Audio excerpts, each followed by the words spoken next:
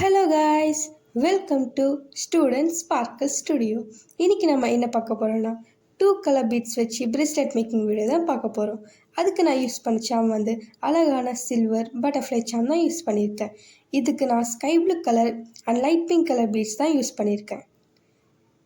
இப்போ ஒரு ஜம்பிங் எடுத்து அந்த பட்டர்ஃப்ளை சாமை அதில் கோத்துக்கலாம்.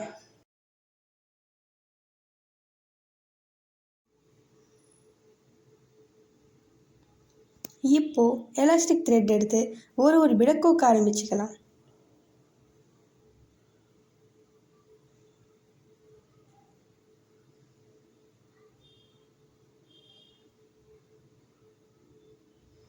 முதல்ல ஸ்கை ப்ளூ அப்புறம் பிங்க் இந்த காம்பினேஷனில் கோத்துக்கோங்க.